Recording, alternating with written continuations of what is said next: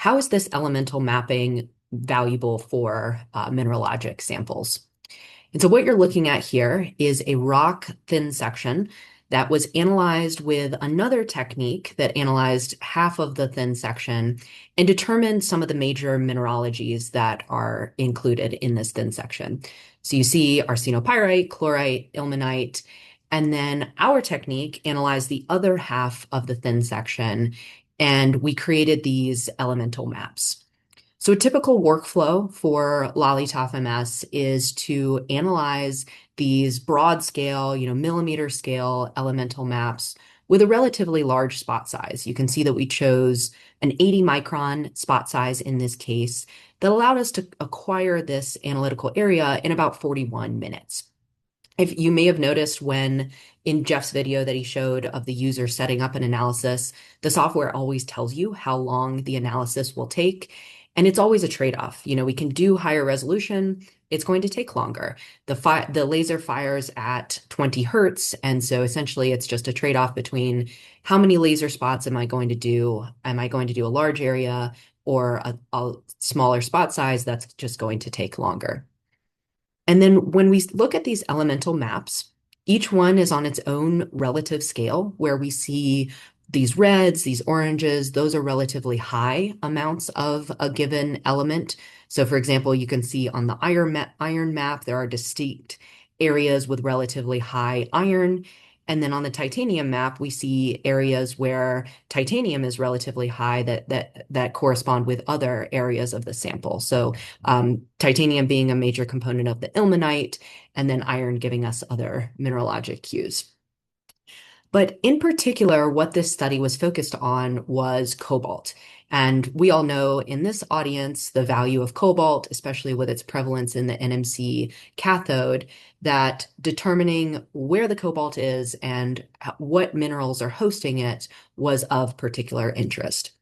So you can see how we have identified this area with relatively high amounts of cobalt, and then we can do a secondary map which is smaller, covers that smaller area of interest that we want to see with a higher resolution. In this case, 20 micron laser spot size. This did take a bit longer, so an hour and 40 minutes, but you can see a much higher resolution picture of how that cobalt is distributed. And just a reminder, each one of these pixels that you see on this elemental map is one of those 20 micron laser spots and has that full mass spec of data behind it because all of those elements show up in the time of flight mass analyzer. So clearly there are some areas of this sample with relatively high amounts of cobalt. And then we can take a look at some of the other elements like the iron and identify that, there's relatively low amounts of iron where there's high amounts of cobalt. We can also see how the titanium is distributed. We see that there's relatively low amounts of manganese. So all of these major elements help us understand, what mineralogy is hosting this cobalt, which is the element of interest here. But where this technique really adds value compared to some of the other techniques is with something like zinc. So zinc is a trace element. You can see that, the picture is relatively blue, it's a relatively low concentration of zinc everywhere on the sample. Zinc is in the parts per million level. So likely might have been below the detection limits of other techniques that might have been used to look at just the bulk elements and determine the mineralogy. But Massbox, being a mass spectrometer, can pick those trace elements up. And in many cases, this can be very helpful to better understand and characterize the mineralogy and its formation history to better inform how are we going to extract this element of interest, and then how are we going to process it once we get it out. So this just demonstrates how this can be very complementary to some of these other techniques that can do automated mineralogy, but maybe lack the sensitivity to identify some of these trace elements.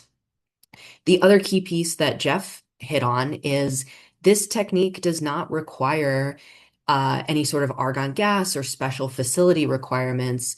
This can actually be brought to a field office. So these types of high resolution elemental maps across maybe a core that has been directly pulled out of the ground, that can be analyzed in a field office without having to send this back to a centralized lab to get a high resolution, a microprobe or electron microscopy done on a sample like this. So again, very complementary to some of the existing techniques and providing some additional value on trace elements, as well as bringing these capabilities to a field office.